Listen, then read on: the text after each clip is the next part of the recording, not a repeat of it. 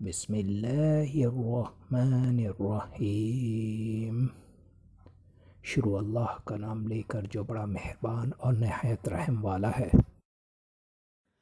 السلام علیکم ویورز۔ خوابوں کی تعبیر جاننے کے لیے ہمیشہ علماء اکرام، عالم دین اور ان عقل و شعور رکھنے والے لوگوں سے تعبیریں جانیے جو خواب کی تعبیر جانتے ہوں۔ ہمارے اس چینل پر علماء اکرام کی مستند تحقیق شدہ خوابوں کی تعبیر موجود ہیں جو آپ بآسانی دیکھ سکتے ہیں۔ اللہ رب العالمین سے دعا ہے اللہ پاک سب کے اچھے خوابوں کو پورا فرمائے۔ آج جو میں خواب آپ کے لیے لے کر آیا ہوں، یہ خواب ہے جائے نماز یعنی مصلی۔ جائے نماز یعنی مصلی کو خواب میں دیکھنے کی سچی صرف دو ہی تعبیریں ہیں، اور وہ تعبیریں یہ ہیں۔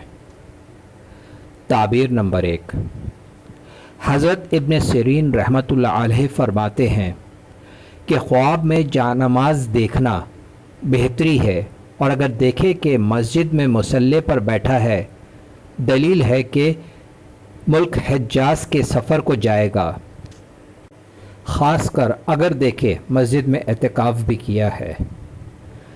تعبیر نمبر 2، حضرت جابر مغربی رحمۃ اللہ علیہ فرماتے ہیں اگر دیکھے کہ جائے نماز